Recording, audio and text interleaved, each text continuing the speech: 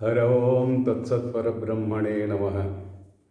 ಶಂಕರಂ ಶಂಕರಾಚಾರ್ಯಂ ಕೇಶವಂ ಬಾದರಾಯಣಂ ಸೂತ್ರಭಾಷ್ಯಕೃತೌ ವಂದೇ ಭಗವಂತೌ ಪುನಃ ಪುನಃ.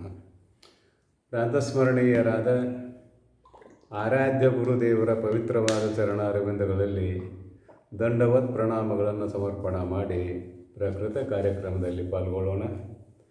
ನಿನ್ನೆಯ ದಿವಸ ಕೇನೋಪನಿಷತ್ತಿನ ನಾಹಂ ಮನ್ಯೇ ಸುವೇದೇತಿ ನೋ ನ ವೇದೇತಿ ವೇದ ಚ ಯೋ ನಸ್ತದ್ವೇದ ತದ್ವೇದ ನೋ ನ ವೇದೇತಿ ವೇದ ಚ ಎಂಬುವ ಮಂತ್ರದ ಭಾವಾರ್ಥವನ್ನು ನೋಡಿಕೊಂಡು ಬಂದಿದ್ದೇವೆ.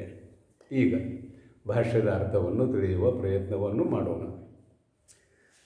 ಭಾಷ್ಯಕಾರರು ನಾಹಂ ಮನ್ಯೇ ಸುವೇದ ಇತಿ ನ ಏವ ಅಹಂ ಮನ್ಯೇ ಸುವೇದ ಬ್ರಹ್ಮ. ನಾಹಂ ಮನ್ಯೇ ಸುವೇದ ಇತಿ ಅನ್ನುವುದು ಮಂತ್ರದಲ್ಲಿರುವಂತಹ ವಾಕ್ಯ. ಅದರ ಅರ್ಥ ಬರೀತಾರೆ, ಅಹಂ ನಾನು, ಬ್ರಹ್ಮ ಸುವೇದ ಚೆನ್ನಾಗಿ ತಿಳಿದುಕೊಂಡಿದ್ದೇನೆ ಎಂಬುದು ನ ಏವ ಇಲ್ಲ. ನಾನು ಚೆನ್ನಾಗಿ ತಿಳಿದುಕೊಂಡಿದ್ದೇನೆ ಎಂಬುವುದು ಇಲ್ಲ. ಇತಿ ನೈವ ತರ್ಹಿ ವಿದಿತಂ ತ್ವಯಾ ಬ್ರಹ್ಮ ಇತ್ಯುಕ್ತಃ ಆಹ. ಇಲ್ಲಿ ಇತ್ಯುಕ್ತೇ ಆಹನೂ ಆಗ್ತದೆ, ಇತ್ಯುಕ್ತಃ ಆಹನೂ ಆಗ್ತದೆ. ಇಲ್ಲಿ ಏನಾಗ್ತದೆ ಹಾಗಾದರೆ ತರ್ಹಿ ಹಾಗಾದರೆ ತ್ವಯಾ ನಿನ್ನಿಂದ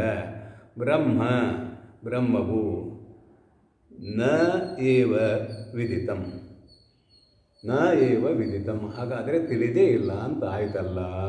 ಇತ್ಯುಕ್ತೆ ಆಹ ಹೀಗೆ ಹೇಳಿದಾಗ ಹೇಳ್ತಾನೆ, ನೋ ನ ವೇದೇತಿ ವೇದ ಚ. ನಾನು ತಿಳಿದಿಲ್ಲ ಅನ್ನುವುದೂ ಇಲ್ಲ, ತಿಳಿದಿದ್ದೇನೆ.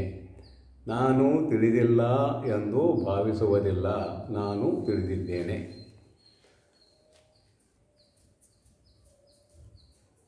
ವೇದ ಚ ಇತಿ ಚ ಶಬ್ದಾತ್ ನ ವೇದ ಚ. ಇಲ್ಲಿ ಚ ಶಬ್ದಾತ್ ಇಲ್ಲೇನು ಹೇಳಕ್ಕೆ ಹೊರಟರು ಅಂತ ಕೇಳಿದ್ರೆ, ಹಾಗಾದರೆ ನೀನು ಬ್ರಹ್ಮವನ್ನು ತಿಳಿದಿಲ್ಲ ಅಂದದ್ದು ಕೇಳಿದ. ನಾನು ತಿಳಿದಿಲ್ಲ ಅನ್ನುವುದು ಇಲ್ಲ, ತಿಳಿದಿದ್ದೇನೆ ಅಂದ. ಇಲ್ಲಿ ಮುಂದೆ ವೇದ ಚ ಅನ್ನುವ ಶಬ್ದಕ್ಕೆ ಭಗವಾನ್ ಶಂಕರ ಭಗವತ್ಪಾದರವರು ಏನಂತಾರೆ ಅಂದ್ರೆ, ವೇದ ಚ ಇತಿ ಶಬ್ದಾತ್ ನ ವೇದ ಚ ನ ವೇದ. ಮತ್ತೊಂದು ಸಲ ಹೇಳ್ತಾರೆ ಅವರು, ನಾನು ತಿಳಿದಿಲ್ಲ. ಎಷ್ಟು ಅಭಿಪ್ರಾಯ ಏನಾಯಿತು ಈ ಭಾಷೆದ್ದು ಅಂತ ಕೇಳಿದರೆ, ಚೆನ್ನಾಗಿ ತಿಳಿದಿದ್ದೇನೆ ಎಂಬುವುದು ಇಲ್ಲ, ತಿಳಿದಿಲ್ಲ ಅನ್ನುವುದೂ ಇಲ್ಲ, ನಾನು ತಿಳಿದಿದ್ದೇನೆ. ಮತ್ತು ಅದರ ಮುಂದಾದರೂ ತಿಳಿದಿಲ್ಲ. ಹೀಗೆ ಹೇಳಲಿಕ್ಕೆ ಕಾರಣ ಏನು ಅಂತ ಕೇಳಿದರೆ, ಮಂತ್ರದ ಭಾವಾರ್ಥವನ್ನು ಚಿಂತನೆ ಮಾಡುವಾಗ ಹೇಳಿಕೊಂಡು ಬಂದಾಗಿದೆ. ಇನ್ನೊಂದು ಸಲ ಅದನ್ನು ನೋಡೋಣ. ಅಭಿಪ್ರಾಯ ಇಲ್ಲಿ ಆತ್ಮತತ್ವ ಯಾವ ಪ್ರಮಾಣಗಳಿಗೂ ವಿಷಯವಲ್ಲ, ಯಾವ ಕರಣಗಳಿಗೂ ವಿಷಯವಲ್ಲ. ಅಷ್ಟ ಅಲ್ಲದೆ ಆಗಮ ಸಂಪ್ರದಾಯದಂತೆ ಅಂದರೆ ಗುರು ಪರಂಪರೆಯಿಂದ ಸಾಗಿ ಬಂದ ವಿಚಾರದಂತೆ ಅದು ತಿಳಿದಿರುವ ವಸ್ತುವಿಗಿಂತಲೂ ಬೇರೆ ಇದೆ, ತಿಳಿಯದೇ ಇರುವ ವಸ್ತುವಿಗಿಂತಲೂ ಬೇರೆ ಇದೆ. ಅಂತೂ ತಿಳಿವಳಿಕೆಗೆ ವಿಷಯವಾದದ್ದು, ಜ್ಞಾನಕ್ಕೆ ವಿಷಯವಾದದ್ದು ಅದು ಎದುರಿಗೆ ಇರುವುದಾದರೂ ಆಗಿರಬೇಕು, ಅಥವಾ ಪರೋಕ್ಷವಾಗಿ ಇರುವುದಾದರೂ ಆಗಿರಬೇಕು, ಅಥವಾ ಇಲ್ಲದ್ದಾದರೂ ಆಗಿರಬೇಕು. ಇಲ್ಲದ್ದು ಇಲ್ಲ ಅನ್ನುವುದನ್ನು ತಿಳಿವಳಿಕೆಯಿಂದಲೇ ನಾವು ತಿಳ್ಕೊಳ್ಬೇಕಾಗ್ತದೆ, ಇದೆ ಅನ್ನುವುದನ್ನು ತಿಳಿವಳಿಕೆಯಿಂದಲೇ ತಿಳ್ಕೊಳ್ಬೇಕಾಗ್ತದೆ, ಅರ್ಥಾತ್ ಜ್ಞಾನದಿಂದಲೇ ತಿಳ್ಕೊಳ್ಬೇಕಾಗ್ತದೆ. ಆದರೆ ಆತ್ಮ ತಿಳಿದಿರುವ ವಸ್ತುವಿಗಿಂತಲೂ ಬೇರೆ, ತಿಳಿಯದೇ ಇರುವ ವಸ್ತುವಿಗಿಂತಲೂ ಬೇರೆ ಅಂತ ಆಗಮ ಸಂಪ್ರದಾಯದಲ್ಲಿ ಹೇಳಿದ್ದಾರಲ್ಲ. ಇಲ್ಲಿ ಜಾನನಾದ ಶಿಷ್ಯ ಏನು ಮಾಡ್ತಾನಂದ್ರೆ ಅನುಮಾನ ಮಾಡ್ತಾನೆ, ಊಹೆ ಮಾಡ್ತಾನೆ. ಅನುಮಾನ ಅಂದ್ರೆ ಹಾಗಾದರೆ ಎಲ್ಲಿ ಎಲ್ಲಿ ತಿಳಿಯುವತನವು ಇದೆಯೋ, ಎಲ್ಲಿ ಎಲ್ಲಿ ತಿಳಿಯುವತನ ಇದೆಯೋ ಅಲ್ಲಿ ಅಲ್ಲಿ ಶಬ್ದಕ್ಕೆ ವಿಷಯವಾಗುವತನ ಇದೆ. ಅವಿಧೇಯಂ ಯತ್ರ ಯತ್ರ ಜ್ಞೇಯಂ ತತ್ರ ತತ್ರ ಅವಿಧೇಯಂ. ಎಲ್ಲಿ ಎಲ್ಲಿ ತಿಳಿಯುವತನ ಇದೆಯೋ ಅಥವಾ ತಿಳಿಯುವುದಕ್ಕೆ ವಿಷಯವಾಗಿದೆಯೋ ಅದು ಇದ್ದದ್ದಾದರೂ ಆಗಿರಬೇಕು, ಇಲ್ಲದ್ದಾದರೂ ಆಗಿರಬೇಕು. ಆದರೆ ಎರಡಕ್ಕಿಂತಲೂ ಆತ್ಮ ಬೇರೆ ಅಂತ ಆಗಮ ಸಂಪ್ರದಾಯದಲ್ಲಿ ಹೇಳಿಕೊಂಡು ಬಂದಾಗಿದೆ. ತಿಳಿದಿರುವ ವಸ್ತುವಿಗಿಂತಲೂ ತಿಳಿಯದೇ ಇರುವ ವಸ್ತುವಿಗಿಂತಲೂ ಬೇರೆ ಅಂತ ಹೇಳಿ ಆಗಿದೆ. ಅದಕ್ಕೆ ಇಲ್ಲಿ ಅಂತಾನೆವ ನಾನು ಚೆನ್ನಾಗಿ ತಿಳಿದುಕೊಂಡಿದ್ದೇನೆ ಎಂದು ಎನಿಸಿರುವುದಿಲ್ಲ. ಅಂದರೆ ಏನಿದ್ರ ಅಭಿಪ್ರಾಯ? ಪ್ರಮಾಣಗಳಿಗೆ ವಿಷಯವನ್ನಾಗಿ ಮಾಡಿಕೊಂಡು ಬ್ರಹ್ಮವನ್ನು ನಾನು ತಿಳಿದಿಲ್ಲ ಅಂತಿದ್ರೆ ಅರ್ಥ, ಎನಿಸಿರುವುದಿಲ್ಲ ಅನ್ನೋದು. ಹಾಗಾದ್ರೆ ನಿನಗೆ ತಿಳಿದೇ ಇಲ್ಲ ಅಂದ್ರೆ ಇಲ್ಲ, ತಿಳಿದಿದೆ ಅಂತ. ತಿಳಿದಿಲ್ಲ ಅನ್ನುವುದು ಇಲ್ಲ, ತಿಳಿದಿದ್ದೇನೆ. ಹೇಗೆ ಅಂತ ಕೇಳಿದರೆ ಅನುಭವ ಪ್ರಮಾಣದಿಂದ. ಕೇವಲ ಇಲ್ಲಿ ಅನುಭವ ಅಂದರೆ ಏನು? ತಿಳಿದಿರುವ ವಸ್ತುವಿಗಿಂತಲೂ ತಿಳಿಯದೇ ಇರುವ ವಸ್ತುವಿಗಿಂತಲೂ ಬೇರೆ ಅಂದರೆ ಅದು ಆತ್ಮವೇ ಆಗಬೇಕಲ್ಲದೆ, ಆತ್ಮತತ್ವವೇ ಆಗಬೇಕಲ್ಲದೆ ಮತ್ತೊಂದು ಆಗಲಿಕ್ಕೆ ಸಾಧ್ಯವಿಲ್ಲ. ಇನ್ನೊಂದು ಮಾತಿಂದ ಹೇಳ್ಕೊಂಬಂದಾರ ಏನಂತ, ಒಂದು ಉಪಾದೇಯ ಇನ್ನೊಂದು ಅನುಪಾದೇಯ. ಒಂದು ತೆಗೆದುಕೊಳ್ಳುವುದು ಇನ್ನೊಂದು ತೆಗೆದುಕೊಳ್ಳಲಾರದ್ದು. ಹೇಯ ಅನ್ನುವುದು ಅನುಪಾದೇಯ, ಅದಕ್ಕಿಂತಲೂ ಭಿನ್ನವಾದದ್ದು ಉಪಾದೇಯ. ಆದರೆ ಆ ಎರಡೂ ವಸ್ತುಗಳಿಗಿಂತಲೂ ಆತ್ಮತತ್ವ ಬೇರೆ ಹಿಂದೆ ಹೇಳಿಕೊಂಡು ಬಂದಾಗಿದೆ. ನೀನು ಕೇಳಿದ ವ್ಯಕ್ತಿ ಬೇರೆ. ಹಾಗಾದರೆ ಹೇಯವಾದದ್ದು ಬಿಡುವುದಕ್ಕೆ ಯೋಗ್ಯವಾಗಿದೆ, ಉಪಾದೇಯವಾದದ್ದು ತೆಗೆದುಕೊಳ್ಳುವುದಕ್ಕೆ ಯೋಗ್ಯವಾಗಿದೆ. ಇಲ್ಲಿ ನನ್ನ ಸ್ವರೂಪ ಬಿಡುವುದಕ್ಕೂ ಯೋಗ್ಯವಲ್ಲ, ತೆಗೆದುಕೊಳ್ಳುವುದಕ್ಕೂ ಯೋಗ್ಯವಲ್ಲ. ಅದುವೇ ಆತ್ಮ, ಅದುವೇ ಬ್ರಹ್ಮ ಎಂದು ಅರಿತುಕೊಂಡಿದ್ದಾನೆ. ಅದಕ್ಕೆ ನಾನು ತಿಳಿದಿದ್ದೇನೆ ಅಂತ. ನಾನು ತಿಳಿದಿಲ್ಲ ಅನ್ನುವುದು ಇಲ್ಲ, ತಿಳಿದಿದ್ದೇನೆ. ಆದರೆ ಮತ್ತೆ ತಿಳಿದಿಲ್ಲ ಅಂದ್ರಲ್ಲ ಭಾಷ್ಯಕಾರರು. ತಿಳಿದಿಲ್ಲ ಅಂತ ಯಾಕಂದ್ರೆ ಪ್ರಮಾಣಕ್ಕೆ ವಿಷಯವಾಗಿದ್ದರೆ ಅದು ನಿಮಗೆ ಹೇಳಕ್ಕೆ ಬರ್ತಿತ್ತು, ನನಗೆ ತಿಳಿದಿದ್ದೇನೆ ಅಂತ. ಪ್ರಮಾಣಕ್ಕೆ ವಿಷಯವಲ್ಲದ್ದರಿಂದ ತಿಳಿದಿದ್ದೇನೆ ಅಂತ ಹೇಳಕ್ಕೆ ಬರೋದಿಲ್ಲ, ಒಂದು ಭಾಗ. ಇನ್ನೊಂದು ಭಾಗ ಏನಂದ್ರೆ ಅದು ನನಗಿಂತಲೂ ಭಿನ್ನವಾಗಿದ್ದರೆ ನಾನು ತಿಳಿದಿದ್ದೇನೆ ಅಂತ ಹೇಳ್ಬಹುದಾಗಿತ್ತು. ಅದು ನನ್ನ ಸ್ವರೂಪವೇ ಆಗಿರುವುದರಿಂದ ತಿಳಿದಿದ್ದೇನೆ ಎಂದು ಹೇಳುವುದಕ್ಕೆ ಆಗುವುದಿಲ್ಲ ಅನ್ನುವುದು ಈ ಭಾಷ್ಯದ ಇಷ್ಟು ಅಭಿಪ್ರಾಯ. ಮುಂದೆ ಭಾಷ್ಯ. ನಾನು ಮತ್ತವ ಕೇಳ್ತಾನ, ವಿಪ್ರತಿಷಿದ್ಧಂ ನಾಹಂ ಮನ್ಯೆ ಸುವೇದ ಇತಿ ನೋನ ವೇದೇತಿ ವೇದ ಚ ಇತಿ. ಇಲ್ಲಿ ಭಾಷ್ಯಕಾರರು ಇಷ್ಟು ಬರೆದರು. ವಿಪ್ರತಿಷಿದ್ಧಂ ಇದು ವಿರುದ್ಧವಾದ ಅಭಿಪ್ರಾಯದಿಂದ ಕೂಡಿಕೊಂಡದ್ದು. ಏನು? ಅಹಂ ನ ಮನ್ಯೆ ನಾನು ಚೆನ್ನಾಗಿ ತಿಳಿದುಕೊಂಡಿಲ್ಲ. ಸುವೇದ ಇತಿ ಚೆನ್ನಾಗಿ ತಿಳಿದುಕೊಂಡಿದ್ದೇನೆ. ನೋನ ವೇದೇತಿ ವೇದ ಚ ನೋನ ವೇದೇತಿ ವೇದ ಚ ನಾಹಂ ಮನ್ಯೆ ಸುವೇದ ಇತಿ ಅನ್ನುವುದು ಮಂತ್ರದಲ್ಲಿ ಇರುವಂಥದ್ದೇ. ನಾಹಂ ಮನ್ಯೆ ಸುವೇದ ಇತಿ. ನೋನ ವೇದೇತಿ ವೇದ ಚ ನಾನು ತಿಳಿದಿಲ್ಲ ಅನ್ನುವುದು ಇಲ್ಲ, ವೇದ ಚ ತಿಳಿದಿದ್ದೇನೆ. ವೇದ ಚ ಇತಿ ಯದಿ ಇಲ್ಲಿ ಕೇಳ್ತಾನೆ ನಾವು, ಹಿಂಗೆ ಹೇಳಿದೆಲ್ಲ, ನಾನು ತಿಳಿದಿಲ್ಲ ಅನ್ನುವುದು ಇಲ್ಲ, ತಿಳಿದಿದ್ದೇನೆ. ಹಿಂಗೆ ಹೇಳಿದಾಗ ಏನಾಗ್ತದೆ ಅಂದಕ್ಕೆ ವಿರುದ್ಧ ಆಗ್ತದೆ ಅಂತ ಹೇಳ್ತಾನೆ ನಾವು, ಪೂರ್ವಪಕ್ಷಿ ಅಂತ ಇಟ್ಕೊಳ್ಳೋಣ. ಯದಿ ನ ಮನ್ಯಸೆ ಸುವೇದ ಇತಿ ಕಥಂ ಮನ್ಯಸೆ ವೇದ ಏವ ಇತಿ. ಒಂದು ವೇಳೆ ಒಂದು ವೇಳೆ ನ ಸುವೇದ ಇತಿ ಮನ್ಯಸೆ ನಾನು ತಿಳಿದಿಲ್ಲ ಎಂದು ನೀನು ಭಾವಿಸುವುದು ಆದರೆ, ವೇದ ಏವ ಇತಿ ಕಥಂ ಮನ್ಯಸೆ ನಾನು ತಿಳಿದಿದ್ದೇನೆ ಎಂದು ಹೇಗೆ ನೀನು ತಿಳಿದುಕೊಂಡಿದ್ದೀಯಾ, ಹೇಗೆ ಎನಿಸಿರುವಿಯಾ ಅಂತ ಕೇಳ್ತಾನೆ. ಅರ್ಥಾತ್ ಇಲ್ಲೇನಾಯಿತು, ನಾನು ತಿಳಿದಿಲ್ಲ ಅಂತ ಹೇಳವ ನೀನೇ, ತಿಳಿದಿದ್ದೇನೋ ಅಂತ ಹೇಳವನು ನೀನೇ. ನೋಡ್ರಿ ಭಾಷೆ ಇನ್ನೊಮ್ಮೆ ನೋಡ್ತೇನೆ. ಯದಿ ನ ಸುವೇದ ಇತಿ ಮನ್ಯಸೆ ನಾನು ಚೆನ್ನಾಗಿ ತಿಳಿದುಕೊಂಡಿಲ್ಲ ಎಂದು ಭಾವಿಸುವೆ ಆದರೆ, ಕಥಂ ಮನ್ಯಸೆ ವೇದ ಏವೈತೆ ತಿಳಿದಿದ್ದೇನೆ ಎಂದು ಹೇಗೆ ನೀನು ಭಾವಿಸಿಕೊಂಡಿರುವಿ, ಹೇಗೆ ನೀನು ಎನಿಸಿಕೊಂಡಿರುವಿ. ಅಥ ಮನ್ಯಸೆ ವೇದ ಏವ ಇತಿ ಅಥ ಮನ್ಯಸೆ ವೇದ ಏವ ಇತಿ ಕಥಂ ನ ಮನ್ಯಸೆ ಸುವೇದ ಇತಿ. ಇನ್ನೊಂದು ಥರ ಹೇಳ್ತಾರೆ ಅದನ್ನು. ಅಥ ಆದ್ದರಿಂದ ವೇದ ಏವ ಇತಿ ಮನ್ಯಸೆ ನಾನು ತಿಳಿದಿದ್ದೇನೆ ಎಂದು ತಿಳಿದುಕೊಂಡಿದ್ದೀಯ. ಕಥಂ ನ ಮನ್ಯಸೆ ಸುವೇದ ಇತಿ ನಾನು ತಿಳಿದಿಲ್ಲ ಅನ್ನುವುದನ್ನು ನೀನು ಹೇಗೆ ತಿಳಿದುಕೊಂಡಿ ಅಂದರೆ ನಾನು ತಿಳಿದಿಲ್ಲ ಅಂತ ನೀನು ಹೇಗೆ ಭಾವಿಸಿದಿ.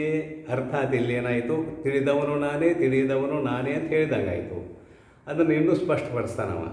ಏಕಂ ವಸ್ತು ಏನ ಜ್ಞಾಯತೆ ತೇನ ಏವ ತದೇವ ವಸ್ತು ನ ಸುವಿಜ್ಞಾಯತೆ ಇತಿ ವಿಪ್ರತಿಷಿದ್ಧಂ.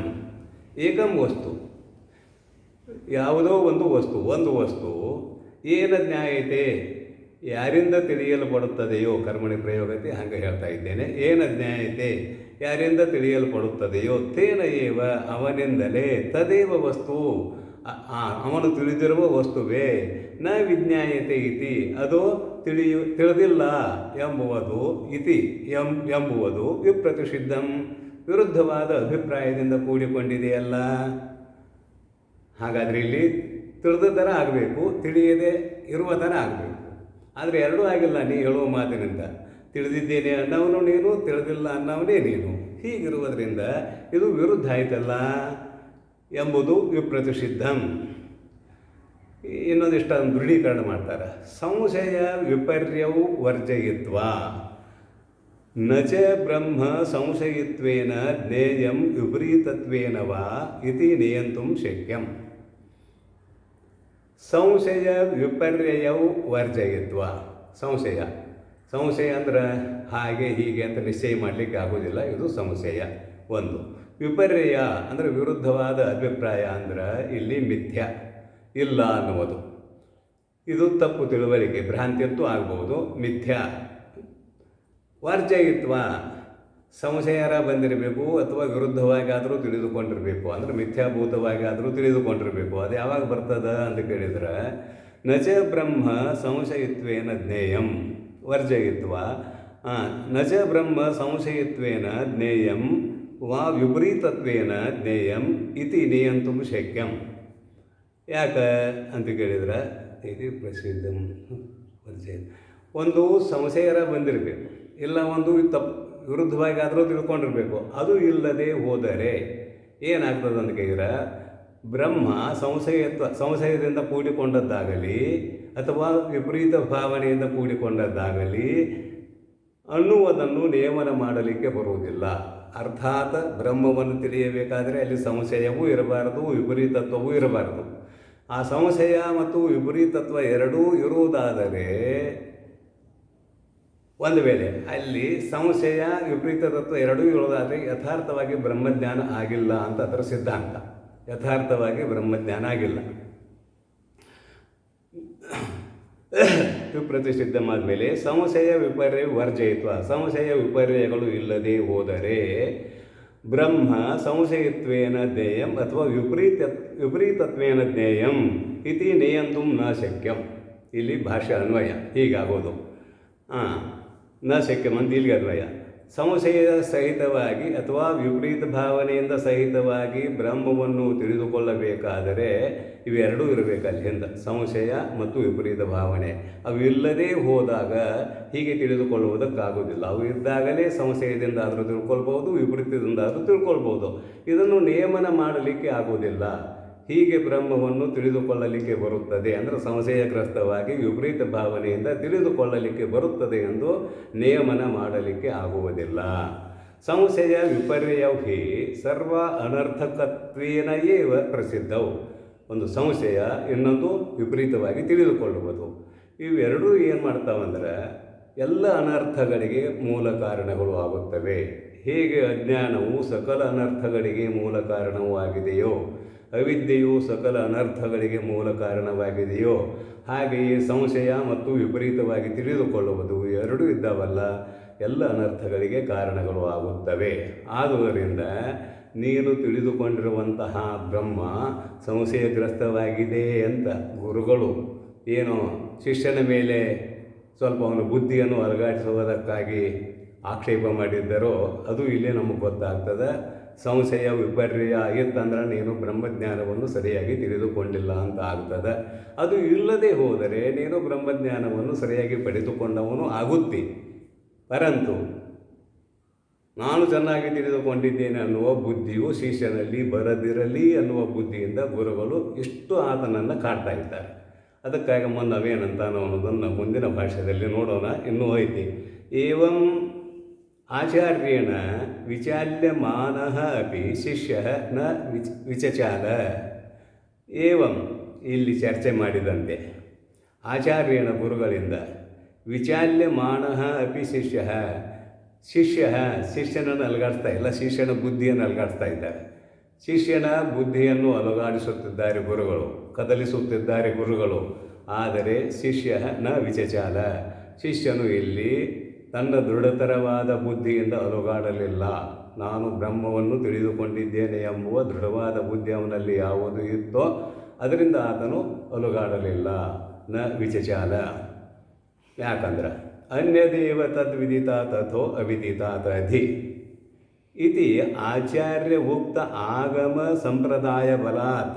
ಅವನಲ್ಲಿ ಏನಿದೆ ಅಂತ ಕೇಳಿದರೆ ಬರೀತಾರೆ ಭಗವಾನ್ ಭಾಷಾಕಾರರು, ತತ್ ಕೇನೇಷಿತಂ ಪತತಿ ಅಂತ ಏನು ಆರಂಭ ಆಗಿತ್ತಲ್ಲ ಆ ವಸ್ತು ಆತ್ಮತತ್ವ, ವಿದಿತಾತ್ ಅಥೋ ಅವಿದಿತಾತ್ ಅಧಿ ಹೀಗೆ ಹೇಳಿದ್ದರಿಂದ ತಿಳಿದಿರುವ ತಿಳಿಯದೇ ಇರುವ ವಸ್ತುವಿಗಿಂತಲೂ ಅನ್ಯದೇವ, ಅದು ಬೇರೆಯೇ ಆಯಿತು, ಬೇರೆಯೇ ಆಗಿದೆ ಅಂತ ಸಂಪ್ರದಾಯ ಪ್ರಕಾರ ಗುರು ಪರಂಪರೆಯ ಪ್ರಕಾರ ಹೇಳಿಕೊಂಡು ಬಂದದ್ದು ಇವನಿಗೆ ಸ್ಮೃತಿ ಪಥದಲ್ಲಿ ಇದೆ, ದೃಢವಾಗಿ ಇದೆ. ಇತಿ ಆಚಾರ್ಯ ಉಕ್ತ ಆಗಮ ಸಂಪ್ರದಾಯ ಬಲ, ಹೀಗೆ ಗುರುಗಳು ಹೇಳಿದ್ದರಲ್ಲ ಹಿಂದೆ, ಆಗಮ ಸಂಪ್ರದಾಯ ಬಲ, ಗುರು ಪರಂಪರೆಯಿಂದ ಕೇಳಿ ತಿಳಿದುಕೊಂಡದ್ದರ ಬಲದಿಂದ ಒಂದು ಭಾಗ ಬಲಾತ್. ಆಮೇಲೆ ಉಪಪತ್ತಿ ಅನುಭವಾತ್ ಚ, ಮತ್ತು ಉಪಪತ್ತಿ ಅಂತ ಒಂದಿದೆ, ಅನುಭವಕ್ಕೆ ಹೊಂದುಗಡೆ ಆಗುವುದು ಉಪಪತ್ತಿ. ಅನುಭವಾಚ ಅಂದರೆ ಅನುಭವಕ್ಕೆ ಇದು ಹೊಂದುಗಡೆ ಆಗ್ತದೆ. ಯಾವುದು ಅಂತ ಕೇಳಿದರೆ ತಿಳಿದಿರುವ ಹಾಗೂ ತಿಳಿಯದೇ ಇರುವ ವಸ್ತುವಿಗಿಂತಲೂ ಯಾವುದು ಬೇರೆಯಾಗಿದೆಯೋ ಅದು ಆತ್ಮತತ್ವವೇ ಆಗಬೇಕಲ್ಲದೆ ಆತ್ಮತತ್ವಕ್ಕಿಂತಲೂ ಅದು ಭಿನ್ನ ಆಗುವುದಿಲ್ಲ. ಆ ಆತ್ಮತತ್ವವೇ ನನ್ನ ಸ್ವರೂಪ, ನನ್ನ ಸ್ವರೂಪಕ್ಕೂ ಆತ್ಮತತ್ವಕ್ಕೂ ಯಾವ ಭೇದವೂ ಇಲ್ಲ ಅಂತೇತು ಹೊಂದುಗಡೆ ಆಗ್ತದೆ. ಉಪಪತ್ತಿ ಅನುಭವ ಬಲಾತ್ ಚ. ಜಗರ್ಜ ಚ ಬ್ರಹ್ಮ ವಿದ್ಯಾಯಾಂ ದೃಢ ನಿಶ್ಚಯತಾಂ ದರ್ಶಯನ್ ಆತ್ಮನಃ ಚ, ಮತ್ತು ಆತ್ಮನಃ ತನ್ನ ಬ್ರಹ್ಮವಿದ್ಯಾಯಾಂ ಬ್ರಹ್ಮವಿದ್ಯೆಯಲ್ಲಿ ದೃಢ ನಿಶ್ಚಯತಾಂ ಯಾವ ದೃಢವಾದ ನಿಶ್ಚಯವೂ ಇದೆಯೋ ದರ್ಶಯನ್ ಅದನ್ನು ತೋರಿಸಿಕೊಳ್ಳುವುದಕ್ಕಾಗಿ ಜಗರ್ಜ ಶಿಷ್ಯನು ಗರ್ಜನೆಯನ್ನು ಮಾಡಿದನು. ಅಂದರೆ ಶಿಷ್ಯ ಅಲುಗಾಡಲಿಲ್ಲ, ಅರ್ಥಾತ್ ಶಿಷ್ಯ ದೃಢವಾಗಿ ತಿಳಿದುಕೊಂಡವನು ಆಗಿದ್ದಾನೆ ಅಂತ ಅದನ್ನು ದರ್ಶಯನ್ ಅನ್ನುವ ಮಾತಿನಿಂದ ಭಗವತ್ಪಾದರವರು ತೋರಿಸಿಕೊಡ್ತಾ ಇದ್ದಾರೆ. ಹೀಗೆ ಶಿಷ್ಯನು ನಾನು ತಿಳಿದುಕೊಂಡಿದ್ದೇನೆ ಅನ್ನುವುದನ್ನು ಶಬ್ದಾಂತರದಿಂದ, ನೇರವಾಗಿ ಅಲ್ಲ ಶಬ್ದಾಂತರದಿಂದ ಹೇಳಲಿದ್ದಾನೆ ಅನ್ನೋದು ಮುಂದೆ ಬರ್ತದೆ. ಈ ರೀತಿಯಾಗಿ ಶಿಷ್ಯನು ಗುರುಗಳ ಜೊತೆಗೆ ನಾನು ಬ್ರಹ್ಮವನ್ನು ತಿಳಿದುಕೊಂಡಿದ್ದೇನೆ ಎಂದು ಹೇಳುವುದಕ್ಕೆ ಈಗ ಕಟಿಬದ್ಧನಾಗಿದ್ದಾನೆ. ಮುಂದಿನ ಭಾಷ್ಯ ಏನಂತದ? ಮುಂದಿನ ಭಾಷ್ಯ ಅಂದ್ರೆ ಕಥಮಿತಿ ಉಚ್ಯತೆ, ಅದು ಹೇಗೆ? ತನ್ನ ದೃಢತರವಾದ ನಿಶ್ಚಯವನ್ನು ಕಥಮಿತಿ ಅದು ಹೇಗೆ ಅಂತ ಕೇಳಿದರೆ ಉಚ್ಯತೆ ಹೇಳಲಾಗುತ್ತದೆ.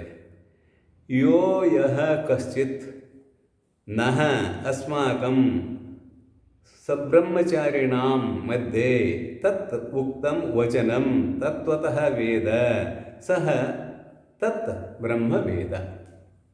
ಆ ವಚನ ಯಾವುದು? ಹಾಗಾದರೆ ಏನು ಅಂತ ಕೇಳಿದರೆ ಹೇಳ್ತಾರೆ,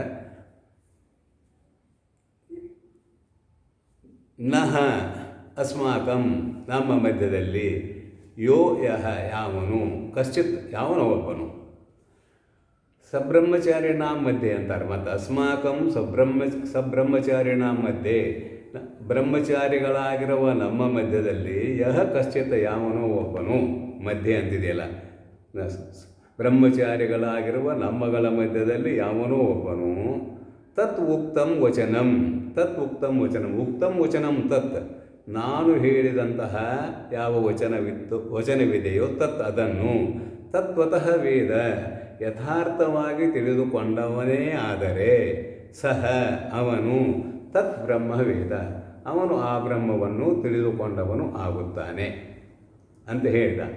ಕಿಂ ಪುನಃ ತದ್ವಚನಂ, ತದ್ವಚನಂ ಪುನಃ ಕಿಂ, ಆ ವಚನವು ಯಾವುದು ಅಂತ ಮತ್ತೆ ಪ್ರಶ್ನೆ ಮಾಡ್ತಾರೆ.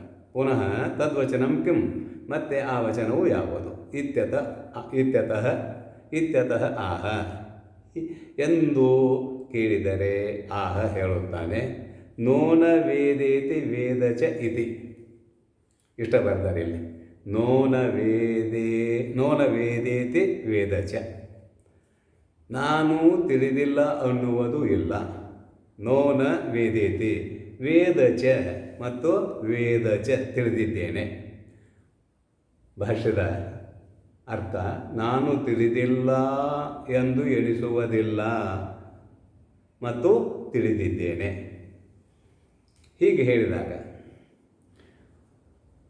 ತಿಳಿದಿಲ್ಲ ಎಂದು ಎಣಿಸುವುದಿಲ್ಲ ಅನ್ನೋದೇನು ಒಂದು ಭಾಗ ಅಂತ ಕೇಳಿದರೆ, ಗುರುಗಳು ಹೇಳಿದ್ದು ನನ್ನ ಅನುಭವಕ್ಕೆ ಬಂದಿಲ್ಲ ಅಂತಲ್ಲ, ನನ್ನ ಅನುಭವಕ್ಕೆ ಬಂದಿದೆ, ತಿಳಿದಿಲ್ಲ ಅಂತಲ್ಲ, ತಿಳಿದಿದ್ದೇನೆ. ಹೆಂಗೆ ತಿಳಿದಿದ್ದೇನೆ? ಅನುಭವ ಪ್ರಮಾಣದಿಂದ ತಿಳಿದಿದ್ದೇನೆ ಅಲ್ಲದೆ ಪ್ರತ್ಯಕ್ಷಾದಿ ಪ್ರಮಾಣಗಳಿಂದ ತಿಳಿದಿಲ್ಲ. ಅನುಭವ ಪ್ರಮಾಣದಿಂದ ತಿಳಿದುಕೊಂಡಿದ್ದೇನೆ. ತದೇವ ವಸ್ತು, ಮುಂದೆ ಇನ್ನೂ ಬರೀತಾರೆ, ತದೇವ ವಸ್ತು, ಆ ವಸ್ತುವೇ ಅನುಮಾನ ಅನುಭವಾಭ್ಯಾಮ್. ಒಂದು ಅನುಮಾನ ಅಂದರೆ ಇಲ್ಲಿ ತರ್ಕ, ಊಹೆ, ಇನ್ನೊಂದು ಅನುಭವ. ಇಲ್ಲಿ ಅನುಮಾನ ಮತ್ತು ಅನುಭವ ಹೇಗೆ ಅಂತ ಸಂಯೋಜನೆ ಎರಡನ್ನು ಕೂಡಿಸಿ ಅಂತ ಬರ್ತಾರೆ. ನಿಶ್ಚಿತಂ ವಾಕ್ಯಾಂತರೇಣ, ಇಲ್ಲಿ ಅನುಭವ ಮತ್ತು ಅನುಮಾನ ಎರಡನ್ನು ಕೂಡಿಸಿಕೊಂಡು ತನಗೆ ಯಾವುದು ದೃಢವಾದ ಜ್ಞಾನವಾಗಿದೆಯೋ ವಾಕ್ಯಾಂತರೇಣ ಬೇರೆಯ ವಾಕ್ಯದಿಂದ ನೋನ ವೇದೇತಿ ವೇದ ಚ ಇತಿ ಅವೋಚತ್. ಮುಂದೆ ಆಚಾರ್ಯ ಬಿಡೋಣ ಅದನ್ನು. ಇತಿ ಅವೋಚತ್. ಇಲ್ಲಿ ಸ್ವಲ್ಪ ಅನುಮಾನ ಮತ್ತು ಅನುಭವ ಎರಡಿದೆಯಲ್ಲ. ಅನುಮಾನ ಅಂದ್ರೆ ಅದು ಶ್ರುತಿ ಪ್ರಮಾಣಕ್ಕೆ ಹೊಂದುಗಡೆ ಆಗುವಂತೆ ಇರಬೇಕು. ಏನು ಅನುಮಾನ ಅಂತ ಕೇಳಿದರೆ, ಯತ್ ದೃಶ್ಯತೆ, ಯಾವುದು ತೋರಿಸಿಕೊಳ್ಳುತ್ತದೆಯೋ ಅದು ವಿದಿತ. ಅಂದರೆ ತಿಳಿವಳಿಕೆಗೆ ವಿಷಯವಾದದ್ದು. ಯಾವುದು ತೋರಿಸಿಕೊಳ್ಳುತ್ತದೆಯೋ ಅದು ವಿದಿತ, ಅಂದರೆ ತಿಳಿವಳಿಕೆಗೆ ವಿಷಯವಾದದ್ದು. ಇನ್ನು ಯಾವುದು ತಿಳಿಸಿಕೊಳ್ಳುವುದಿಲ್ಲವೋ ಅದು ಕೂಡ ತಿಳಿಯುವುದಿಲ್ಲ ಅನ್ನುವುದಕ್ಕೆ ವಿಷಯ. ಒಂದು ತಿಳಿವಿಗೆ ವಿಷಯ, ಒಂದು ತಿಳಿಯಲಿಲ್ಲ ಅನ್ನುವುದಕ್ಕೂ ವಿಷಯ. ಅವೆರಡೂ ವಿಷಯಗಳೇ ಆಗ್ತಾವೆ. ತಿಳಿದಿಲ್ಲ ಅಂತ ಹೇಳುವುದು ವಿಷಯವೇ, ತಿಳಿದಿದ್ದೇನೆ ಎಂದು ಹೇಳುವುದು ವಿಷಯವೇ. ಆದರೆ ಆತ್ಮತತ್ವ ನನ್ನ ಸ್ವರೂಪ ಇದೆಯಲ್ಲ, ಅದನ್ನು ತಿಳಿದಿದ್ದೇನೆ ಅಂತೂ ಹೇಳಲಿಕ್ಕೆ ಬರೋದಿಲ್ಲ, ತಿಳಿದಿಲ್ಲ ಅಂತೂ ಹೇಳಲಿಕ್ಕೆ ಬರೋದಿಲ್ಲ. ಕಾರಣ ಏನು ಅಂತ ಕೇಳಿದರೆ ಅದು ವಿಷಯ ಅಲ್ಲ. ತಿಳಿದಿದ್ದೇನೆ ಅನ್ನುವುದಕ್ಕೂ ವಿಷಯವಲ್ಲ, ತಿಳಿದಿಲ್ಲ ಅನ್ನುವುದಕ್ಕೂ ವಿಷಯವಲ್ಲ. ಆದ್ದರಿಂದ ಅದುವೇ ನನ್ನ ಸ್ವರೂಪ. ಯಾವುದು? ಆತ್ಮತತ್ವವೇ ನನ್ನ ಸ್ವರೂಪ, ನಾನೇ ಬ್ರಹ್ಮ ಅನ್ನುವುದು ಅನುಮಾನ. ಇನ್ನು ಅನುಭವ ಅಂತ ಒಂದು ಹೇಳ್ತಾನಲ್ಲ, ಅನುಭವ ಏನು ಅನುಭವ ಅಂತ ಕೇಳಿದರೆ, ಇಲ್ಲಿವರೆಗೆ ಅವ ಸಾಮಾನ್ಯ ಮನುಷ್ಯ ಇದ್ದ, ಗುರು ಪರಂಪರೆಗೆ ಬಂದಿರಲಿಲ್ಲ. ಈ ಗುರು ಪರಂಪರೆಗೆ ಬಂದು ಶ್ರವಣ ಮನನ ನಿಧಿಧ್ಯಾಸನಗಳಲ್ಲಿ ತೊಡಗಿಕೊಂಡಿದ್ದಾನೆ.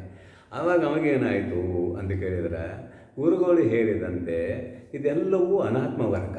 ಯಾವುದು? ಶರೀರವನ್ನು ಮೊದಲು ಮಾಡಿಕೊಂಡು ಅವಿದ್ಯೆಯವರೆಗೆ ಅಥವಾ ಅಜ್ಞಾನದವರೆಗೆ, ಇಲ್ಲವೇ ಮೂಲ ಮಾಯೆಯವರೆಗೆ, ಮಾಯೆಯನ್ನು ಒಳಗೊಂಡು ಶರೀರದ ತನಕ ಅಥವಾ ಶರೀರದಿಂದ ಆರಂಭ ಮಾಡಿ ಮಾಯೆಯವರೆಗೆ, ಇದೆಲ್ಲವೂ ಆತ್ಮನಿಗಿಂತಲೂ ಭಿನ್ನವಾದದ್ದು. ಇದೆಲ್ಲವೂ ಅನಾತ್ಮ, ಇದೆಲ್ಲವೂ ಜಡ ಪದಾರ್ಥ.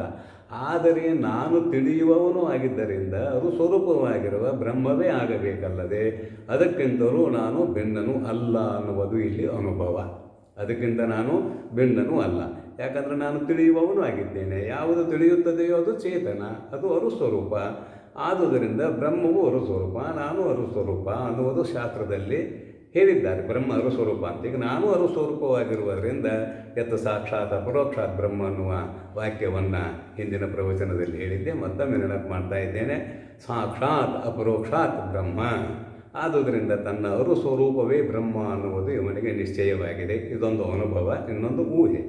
ಈ ಎರಡನ್ನು ಇಟ್ಟುಕೊಂಡು ಸಂಯೋಜ್ಯ ಕೂಡಿಸಿಕೊಂಡು ನಿಶ್ಚಿತಂ, ತನ್ನ ದೃಢವಾದ ಜ್ಞಾನದ ನಿಶ್ಚಯವನ್ನು, ನಿಶ್ಚಿತವಾದ ಜ್ಞಾನವನ್ನು ಬೇಕಾದರೆ ವಾಕ್ಯಾಂತರೇನ, ವಾಕ್ಯ ಬೇರೆ ಮಾಡ್ತಾನೆ.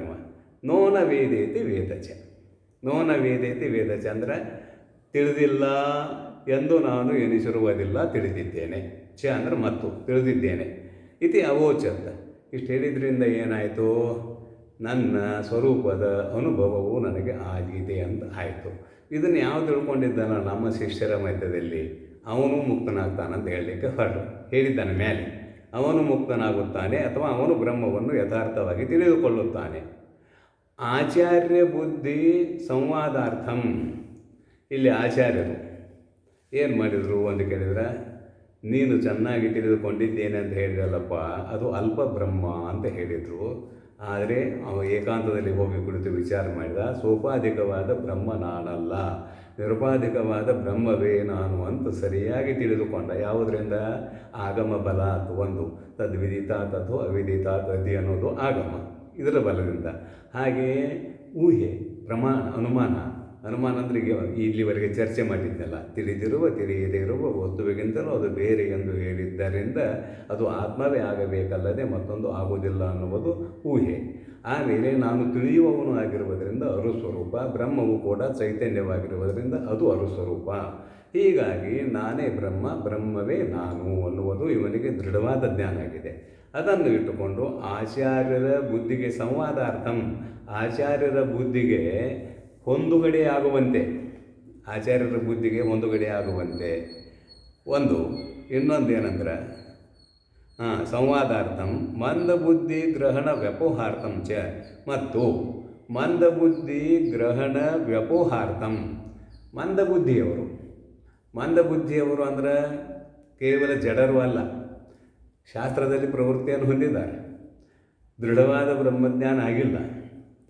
ಆದರೂ ಕೂಡ ಅವರು ಏನಂತ ತಿಳ್ಕೊಂಡಿದ್ದಾರೆ, ಸೋಪಾಧಿಕವಾದ ಅಂದರೆ ಪರಿಚ್ಛಿನ್ನವಾದ ಮನ, ಬುದ್ಧಿ, ಇಂದ್ರಿಯ, ಶರೀರ ಈ ಮೊದಲಾದವುಗಳಿಂದ ಪರಿಚ್ಛಿನ್ನವಾದಂಥ ಬ್ರಹ್ಮವನ್ನು ತಿಳಿದುಕೊಂಡಿದ್ದಾರಲ್ಲ, ಅವರು ತಿಳಿದುಕೊಂಡದ್ದು ಬ್ರಹ್ಮ ಅಲ್ಲ, ಅವರು ತಿಳಿದುಕೊಂಡದ್ದು ಯಥಾರ್ಥವಾದ ಬ್ರಹ್ಮ ಅಲ್ಲ ಎಂದು ಅದನ್ನು ಬಡಿದು ಹಾಕುವುದಕ್ಕಾಗಿ ಮಂದಬುದ್ಧಿಯವರು ತಿಳಿದುಕೊಂಡಿರುವ ಯಾವ ಅಲ್ಪ ಬ್ರಹ್ಮಜ್ಞಾನವಿದೆಯೋ ಅದನ್ನು ಬಡಿದು ಹಾಕುವುದಕ್ಕಾಗಿ ಇಲ್ಲಿ ಶಿಷ್ಯ ಮತ್ತು ಗುರುಗಳ ಮಧ್ಯದಲ್ಲಿ ಸಂವಾದ ನಡೆದಿದೆ.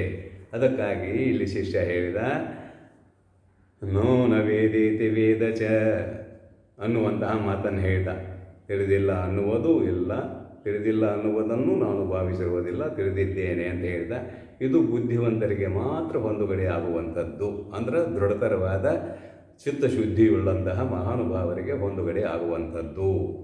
ತಥಾಚ ಗರ್ಜಿತಂ ಉಪಪನ್ನಂ ಭವತಿ. ಆದುದರಿಂದ ಅವನು ಗರ್ಜನೆ ಮಾಡಿದಲ್ಲ, ಘೋಷಣೆ ಮಾಡಿದಲ್ಲ, ಅದು ಉಪಪನ್ನಂ ಭವತಿ, ಹೊಂದುಗಡೆ ಆಗುತ್ತದೆ. ಯೋ ನಸ್ತದ್ವೇದ ತದ್ವೇದ. ನಮ್ಮ ಸಬ್ರಹ್ಮಚಾರಿಗಳ ಮಧ್ಯದಲ್ಲಿ ಯಾವನು ಇದನ್ನು ಯಥಾರ್ಥವಾಗಿ ತಿಳಿದುಕೊಂಡಿದ್ದಾನೆಯೋ, ಅಂದರೆ ನೋನ ವೇದೇತಿ ವೇದಚ ಅನ್ನುವುದರ ಅರ್ಥವನ್ನು ಯಾವನು ಸರಿಯಾಗಿ ತಿಳಿದುಕೊಂಡಿದ್ದಾನೆಯೋ ತದ್ವೇದ, ಅವನೇ ಅದನ್ನು ಚೆನ್ನಾಗಿ ತಿಳಿದುಕೊಂಡಿದ್ದಾನೆ. ನಹ ತದ್ವೇದ 2 ಸಲ ಬಂದಿದೆ. ಅವನೇ ಚೆನ್ನಾಗಿ ತಿಳಿದುಕೊಂಡಿದ್ದಾನೆ ಅಂತ ಇದಕ್ಕೆ ಅರ್ಥ ಮಾಡಿದರು. ಇಷ್ಟು ಅರ್ಥ ಮಾಡಿ ಶಿಷ್ಯ ಆಚಾರ್ಯ ಸಂವಾದಾತ್ ಪ್ರತಿನಿವೃತ್ಯ ಶ್ವೇನ ರೂಪೇಣ ಶ್ರುತಿ ಸಮಸ್ತ ಸಂವಾದ ನಿರವೃತ್ತಂ ಅರ್ಥಮೇವ ಬೋಧಯತಿ ಯಶ್ಯ ಅಮತಂ ಇತ್ಯಾದಿನ. ಇಲ್ಲಿ ಭಗವಾನ್ ಭಾಷ್ಕರರು ಬರೀತಾರೆ, ಇಲ್ಲಿವರೆಗೆ ಗುರು ಶಿಷ್ಯರ ಮಧ್ಯದಲ್ಲಿ ಸಂವಾದ ರೂಪದಿಂದ ಹೇಳಿಕೊಂಡು ಬಂದಾಯಿತು. ಈಗ ಶ್ರುತಿ ಮಾತೆ ಆ ಸಂವಾದವನ್ನು ಅಲ್ಲಿ ನಿಲ್ಲಿಸಿ, ಗುರು ಶಿಷ್ಯರ ಸಂವಾದವನ್ನು ಅಲ್ಲಿ ಮುಗಿಸಿ ತನ್ನ ಅಭಿಪ್ರಾಯವನ್ನು ಹೇಳುವುದಕ್ಕೆ ಆರಂಭ ಮಾಡುತ್ತಾಳೆ. ಯಾರು? ಶ್ರುತಿ ಮಾತೆ ಅಥವಾ ಉಪನಿಷತ್ತು. ಶಿಷ್ಯ ಆಚಾರ್ಯ ಸಂವಾದಾತ, ಗುರು ಮತ್ತು ಶಿಷ್ಯರ ಮಧ್ಯದಲ್ಲಿ ನಡೆದಿರುವ ಸಂವಾದದ ದೆಸೆಯಿಂದ ಪ್ರತಿನಿವೃತ್ತ ಹಿಮ್ಮುಖವಾಗಿ ಸರಿದು ಶ್ವೇನ ರೂಪೇಣ ತನ್ನ ರೂಪದಿಂದ ಶ್ರುತಿ ಅಂದರೆ ಶ್ರುತಿ ತಾನು ಹೇಳಬೇಕಾಗಿರ್ಬೋದು, ಅಂದರೆ ಶ್ರುತಿ ಪ್ರಮಾಣವನ್ನು ಇಟ್ಟುಕೊಂಡು ಹೇಳುವುದೇನು ಲೋಕದಲ್ಲಿ ರೂಢಿ ಇದೆಯಲ್ಲ, ಅದಕ್ಕೆ ಶ್ರುತಿಯು ತಾನೇ ಸ್ವತಂತ್ರವಾಗಿ ಸಮಸ್ತ ಸಂವಾದ ನಿರ್ವೃತ್ತಂ ಅರ್ಥಂ ಏವ ಬೋಧಯತಿ. ಈ ಗುರು ಶಿಷ್ಯರ ಮಧ್ಯದಲ್ಲಿ ಸಂವಾದ ರೂಪವಾಗಿ ನಡೆದು ಬಂದ ವಿಷಯಕ್ಕೆ ನಿಜವಾದ ಅರ್ಥ ಯಾವುದು ಅನ್ನುವುದನ್ನು ತಿಳಿಸಿಕೊಡುವುದಕ್ಕಾಗಿ ನಿರ್ವೃತ್ತಂ, ಇಲ್ಲಿವರೆಗೆ ನಡೆದದ್ದು ಇಷ್ಟು ಅರ್ಥ ಏರ್ಪಟ್ಟಿತು, ಗುರು ಶಿಷ್ಯರ ಸಂವಾದದಿಂದ ಈ ಅರ್ಥವು ಸಿದ್ಧವಾಯಿತು ಅನ್ನುವುದನ್ನು ನಿರ್ವೃತ್ತಮೇವ ಅರ್ಥಂ ಬೋಧಯತಿ. ತಾನೇ ಶ್ರುತಿ ಮಾತು ಹೇಳ್ತಾಳೆ. ಯಾವುದರಿಂದ ಹೇಳ್ತಾಳೆ ಅನ್ನೋದು ಬರೀತಾರೆ. ಯಶ್ಯ ಮತಂ ಇತ್ಯಾದಿನ ಮುಂದೆ ಮಂತ್ರ. ಯಶ್ಯ ಮತಂ ತಸ್ಯ ಮತಂ ಮತಂ ಯಶ್ಯನ ವೇದ ಸಹ ಅವಿಜ್ಞಾತಂ ವಿಜಾನತಾಂ ವಿಜ್ಞಾತಂ ಅವಿಜಾನತಾಂ ಅನ್ನುವುದು ಮುಂದಿನ ಮಂತ್ರ. ಅವಿಜ್ಞಾತಂ ವಿಜಾನತಾಂ ವಿಜ್ಞಾತಂ ಅವಿಜಾನತಾಂ ಅನ್ನುವುದು ಮುಂದಿನ ಮಂತ್ರ. ಯಸ್ಯ ಅಮತಂ ತಸ್ಯ ಮತಂ ಮತಂ ಯಸ್ಯ ನ ವೇದ ಸಹ ಅವಿಜ್ಞಾತಂ ವಿಜಾನತಾಂ ವಿಜ್ಞಾತಂ ಅವಿಜಾನತಾಂ.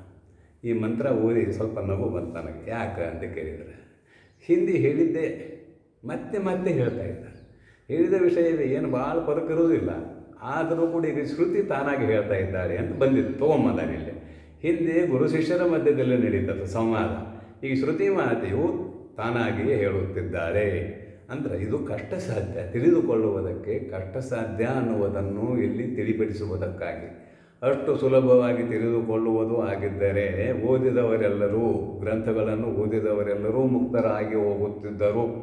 ಪರಂತು ಕಶ್ಚಿನ್ ಮಾಂ ವೇತಿ ತತ್ವದಃ ಅಂತ ಭಗವಂತ ಹೇಳಿದ್ದಾನಲ್ಲ. ಕಶ್ಚಿತ್ ಯತತಾಮಪಿ ಸಿದ್ಧಾನಾಂ, ಅದು ಯತತಾಮಪಿ ಸಿದ್ಧಾನಾಂ ಕಶ್ಚಿತ್ ಅಂದಾನ ಭಗವಂತ. ನಿತ್ಯ ನಿರಂತರ ಪ್ರಯತ್ನ ಮಾಡುವವರ ಮಧ್ಯದಲ್ಲಿ ಏನು ನಿತ್ಯ ನಿರಂತರ ಪ್ರಯತ್ನ? ಆತ್ಮತತ್ವವನ್ನು ತಿಳಿದುಕೊಳ್ಳಬೇಕೆಂಬುವ ಮಾರ್ಗದಲ್ಲಿ ನಿತ್ಯ ನಿರಂತರ ಪ್ರಯತ್ನ ಮಾಡುವ ಮಹಾನುಭಾವರ ಮಧ್ಯದಲ್ಲಿ ಯಾವನೂ ಒಬ್ಬನೂ ನನ್ನನ್ನು ಯಥಾರ್ಥವಾಗಿ ತಿಳಿದುಕೊಂಡಿದ್ದಾನೆ ಅಂತ ಹೇಳ್ತಾ ಇದ್ದಾರೆ.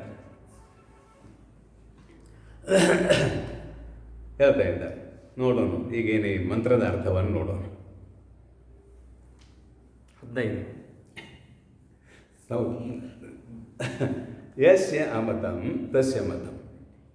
ನೋಡ್ರಿ, ಅದೇ ಮತ್ತೇನಿಲ್ಲ, ಹಿಂದೆ ಹೇಳಿದ್ದಾನೆ.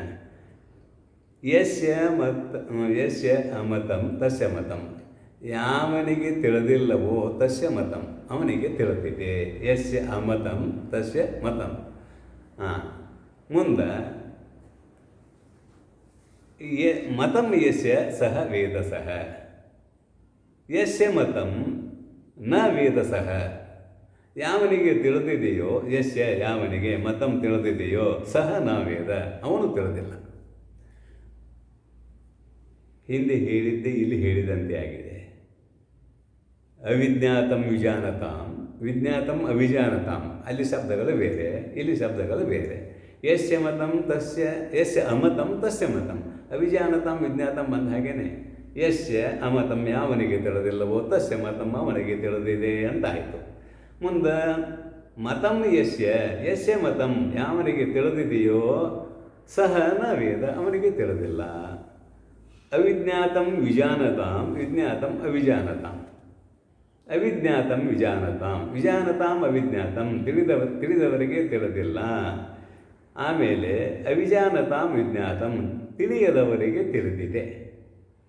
ತಿಳಿಯದವರಿಗೆ ತಿಳಿದಿದೆ. ಹಿಂದೆ ಮುಂದೆ ಮಾಡಿದ್ದಾರೆ ಸ್ವಲ್ಪ. ಮ್ಯಾಲ ಏನಾಗಿದೆ ಅಂದರೆ ಯಸ್ಯ ಅಮತಂ ತಸ್ಯ ಮತಂ. ಯಾವನಿಗೆ ತಿಳಿದಿಲ್ಲವೋ ಅವನಿಗೆ ತಿಳಿದಿದೆ ಅಂದ್ರೆ ಮೊದಲು. ಒಂದು ಎರಡನೇ ಸಾಲಿನಲ್ಲಿ, ಎರಡನೇ ಚರಣದಲ್ಲಿ ಯಸ್ಯ ಮತಂ ಸಹ ನ ವೇದ. ಯಾವನಿಗೆ ತಿಳಿದಿದೆಯೋ ಅವನಿಗೆ ತಿಳಿದಿಲ್ಲ ಅಂದರು. ಕೆಳಗೆ ನೋಡ್ರಿ ಏನಂತಾರೆ, ವಿಜಾನತಾಂ ಅವಿಜ್ಞಾತಂ. ಮ್ಯಾಲ ಯಸ್ಯ ಅಮತಂ ಬಂದಿದ್ರು, ಇಲ್ಲಿ ವಿಜಾನತಾಂ ಅವಿಜ್ಞಾತಂ, ತಿಳಿದವರಿಗೆ ತಿಳಿದಿಲ್ಲ. ಆಮೇಲೆ ಅವಿಜಾನತಾಂ ವಿಜ್ಞಾತಂ, ತಿಳಿಯದವರಿಗೆ ತಿಳಿದಿದೆ. ಅಂದರೆ ಹಿಂದೆ ಮುಂದೆ ಮಾಡಿ ಹೇಳ್ಯಾರ, ಮತ್ತೇನಿಲ್ಲ. ಇಷ್ಟು ಇದು ಸಾಮಾನ್ಯವಾಗಿ ಮಂತ್ರಕ್ಕೆ ಶಬ್ದಾರ್ಥ ಸಾಮಾನ್ಯವಾಗಿ. ಇಲ್ಲಿ ಭಾಷೆ ನೋಡೋಣ. ಭಾಷೆ ನೋಡಿದಾಗ ಅದರ ಸ್ಪಷ್ಟತೆ ಗೊತ್ತಾಗ್ತದೆ. ಯಸ್ಯ ಬ್ರಹ್ಮವಿದಃ ಅಮತಂ. ಯಾವ ಬ್ರಹ್ಮಜ್ಞಾನಿಯಿದ್ದಾನೆಯೋ ಅವನಿಗೆ ತಿಳಿದಿಲ್ಲ. ಅಮತಂ ಯಸ್ಯ ಬ್ರಹ್ಮವಿದ ಅಮತಂ ಅವಿಜ್ಞಾತಂ ಅವಿದಿತಂ. ಅಮತಂ ಅಂದ್ರೆ ಅವಿಜ್ಞಾತಂ, ತಿಳಿದಿಲ್ಲ. ಅವಿದಿತಂ ಅಂದರೂ ಅದೇ ಅರ್ಥ, ಅವಿದಿತಂ. ಬ್ರಹ್ಮ ಇತಿ ಮತಂ. ಬ್ರಹ್ಮ ಇತಿ ಮತಂ ಅಂತ ಅವನ ಅಭಿಪ್ರಾಯ ಇದು. ಅವಿಜ್ಞಾತಂ ಬ್ರಹ್ಮ ಇತಿ ಮತಂ. ಅಭಿಪ್ರಾಯ ನಿಶ್ಚಯ. ಅಭಿಪ್ರಾಯ ಅಂದರೆ ಅವನ ನಿಶ್ಚಯವಾದ ತಿಳುವಳಿಕೆ. ತಸ್ಯ ಮತಂ ಜ್ಞಾತಂ. ತಸ್ಯ ಮತಂ, ಅವನ ಅಭಿಪ್ರಾಯ ಏನಂದ್ರೆ ಜ್ಞಾತಂ. ಸಮ್ಯಕ್ ಬ್ರಹ್ಮ ಇತ್ಯಭಿಪ್ರಾಯ.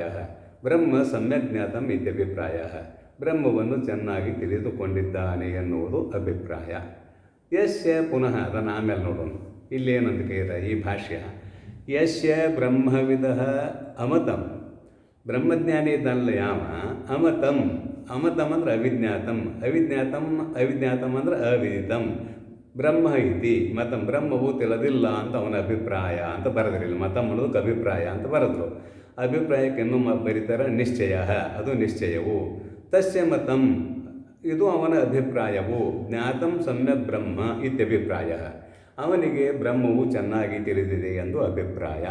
ಹಾಗಾದರೆ ಇಲ್ಲಿ ಏನಾಯಿತು, ಅಮತಂ ಅಂತ ಒಂದು ಮಾತು ಬಂತಲ್ಲ, ತಿಳಿದವನಿಗೆ ತಿಳಿದಿಲ್ಲ ಅಂತ. ಹಂಗಂದ್ರೆ ಏನು ಅಂತ ಕೇಳಿದ್ರೆ, ಬ್ರಹ್ಮವು ತಿಳಿವಳಿಕೆಗೆ ವಿಷಯವೂ ಅಲ್ಲ, ಬ್ರಹ್ಮವು ಕರಣಗಳಿಗೆ ವಿಷಯವೂ ಅಲ್ಲ, ಬ್ರಹ್ಮವು ಪ್ರಮಾಣಗಳಿಗೆ ವಿಷಯವೂ ಅಲ್ಲ ಅನ್ನುವುದನ್ನು ಅಮತಂ ಅನ್ನುವ ಮಾತಿನಿಂದ ಹೇಳಿದ್ದಾರೆ.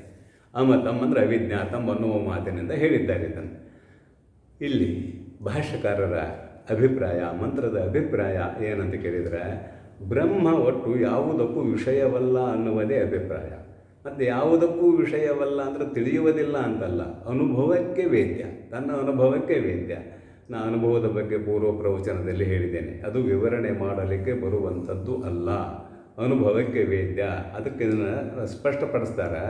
ತಸ್ಯ ಮತಂ ಅಂದ್ರೆ ಜ್ಞಾತಂ ಸಮ್ಯಕ್ ಬ್ರಹ್ಮ ಇತ್ಯಭಿಪ್ರಾಯ. ಅವನಿಗೆ ಚೆನ್ನಾಗಿ ಬ್ರಹ್ಮ ತಿಳಿದಿದೆ. ಹೇಳಕ್ಕೆ ಹೋಗಲಿಲ್ಲ, ನಾನು ಬ್ರಹ್ಮವನ್ನು ಚೆನ್ನಾಗಿ ತಿಳಿದಿದ್ದೇನೆ ಅಂತ ಹೇಳಕ್ಕೆ ಹೋಗಲಿಲ್ಲ. ಅವಿದಿತಂ ಅಂದ್ರವರು. ಸರಿಯಾಗಿ ಬ್ರಹ್ಮವನ್ನು ತಿಳಿದವನು ಮೌನಿಯಾಗಿರಬೇಕು ಅನ್ನುವುದು ಇದರ ಅರ್ಥ. ನಮ್ಮ ಸರ್ವಜ್ಞ ಕವಿ ಹೇಳ್ತಾನೆ, ಬ್ರಹ್ಮವನ್ನು ಅರಿತರೆ ಸುಮ್ಮನೆ ಇರಬೇಕು. ಬೊಮ್ಮ ಅಂತಾನಲ್ಲ, ಬ್ರಹ್ಮ ಅಂದಿಲ್ಲ. ಬೊಮ್ಮವನ್ನು ಅರಿತರೆ ಸುಮ್ಮನೆ ಇರಬೇಕು, ಬೊಮ್ಮವನ್ನು ಅರಿತು ಬೊಗಳಿದರೆ ಕಳ ಹೋಗಿ ಕೆಮ್ಮಿದಂತಕ್ಕೂ ಸರ್ವಜ್ಞ. ಬ್ರಹ್ಮಜ್ಞಾನ ಆದಮೇಲೆ ಅವನು ಮೌನಿ ಆಗ್ತಾನೆ. ಯಾಕೆ ಮೌನಿ ಆಗ್ತಾನ? ಅವ್ನು ಹೇಳಕ್ಕೆ ಹೋದಂದ್ರೆ ಇನ್ನೂ ಬ್ರಹ್ಮಜ್ಞಾನಿ ಆಗಿಲ್ಲ ಅಂತ ಅರ್ಥ. ಇಲ್ಲಿ ಕಳ ಹೋಗಿ ಕೆಮ್ಮಿದಂತಕ್ಕೂ ಹೇಳ್ತಾನೆ ಬಾಯಿ ಬಿಟ್ಟಂದ್ರೆ ಬ್ರಹ್ಮಜ್ಞಾನಿ ಆಗಿಲ್ಲ. ಯಾಕಂತ ಕೇಳಿದ್ರೆ, ನಾನು ತಿಳಿದಿದ್ದೇನೆ ಅಂದ್ರೆ ತಿಳಿಸಿಕೊಳ್ಳೋದು ಬೇರೆ ಇರಬೇಕು, ಇವು ಬೇರೆ ಇರಬೇಕು. ಅದಕ್ಕಾಗಿ ಅಲ್ಲಿ ಹೇಳೋದು ಕೇಳೋದು ನಡೀತದೆ. ತಿಳಿದವನು ತಾನೇ ಆಗಿರುವುದರಿಂದ, ಅದು ತನ್ನ ಸ್ವರೂಪವೇ ಆಗಿರುವುದರಿಂದ, ಅದು ಯಾವ ರೀತಿಯಿಂದಲೂ ಹೇಳಲಿಕ್ಕೆ ಬರದೇ ಇರುವುದರಿಂದ ಅದು ಅಮತಂ. ಅಮತಂ ಅಂದರೆ ಬ್ರಹ್ಮಜ್ಞಾನಿಯ ವಿಷಯದಲ್ಲಿ ಅದು ಹೇಳಲಿಕ್ಕೆ ಬರಲಾರದಂಥದ್ದು. ಮತಂ ಅಂದರೆ ಸರಿಯಾಗಿ ಅನುಭವದಿಂದ ತಿಳಿದುಕೊಂಡವನಾಗಿದ್ದಾನೆ. ಅಲ್ಲಿ ಯಾವ ಪ್ರಮಾಣಗಳು ಇಲ್ಲ, ಅನುಭವ ಒಂದೇ ಪ್ರಮಾಣ. ಅದಕ್ಕಾಗಿ ಸ್ವಾನುಭೂತೇಕ ಮಾನಾಯ ಅಂತ ಒಂದು ಕಡೆ ಬರೀತಾರೆ.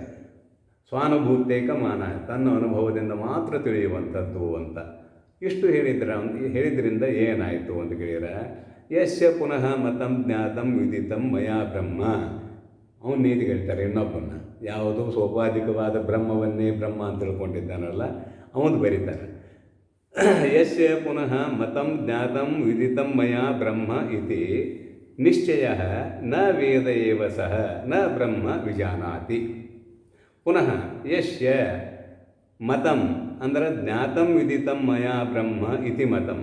ಯಾವನ ಅಭಿಪ್ರಾಯದಲ್ಲಿ ನಾನು ಬ್ರಹ್ಮವನ್ನು ಚೆನ್ನಾಗಿ ತಿಳಿದುಕೊಂಡಿದ್ದೇನೆ ಎಂದು ಎನಿಸುವಿಕೆ ಇದೆಯೋ ಅಥವಾ ಭಾವಿಸುವುದು ಇದೆಯೋ ಅವನಿಗೆ ನಿಶ್ಚಯ ಇತಿ ನಿಶ್ಚಯ, ಹೀಗೆ ಯಾವನಲ್ಲಿ ನಿಶ್ಚಯವಾಗಿದೆಯೋ ಅಂದರೆ ನಾನು ತಿಳಿದುಕೊಂಡದ್ದು ಯೋಗ್ಯ ಅನ್ನುವ ಭಾವ ಅವನಲ್ಲಿ ಬಂದಿದೆಯೋ, ಸಹ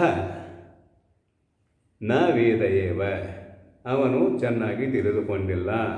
ಬ್ರಹ್ಮ ನ ವಿಜಾನಾತಿ ಸಹ, ಬ್ರಹ್ಮವನ್ನು ಅವನು ಚೆನ್ನಾಗಿ ತಿಳಿದುಕೊಂಡಿಲ್ಲ. ಅಭಿಪ್ರಾಯ ಏನಂದ್ರೆ ಎದುರಿಟ್ಟು ತಿಳಿದುಕೊಂಡಿದ್ದಾನೆ, ತನಗಿಂತಲೂ ಭಿನ್ನವಾಗಿ ಇಟ್ಟು ತಿಳಿದುಕೊಂಡಿದ್ದಾನೆ.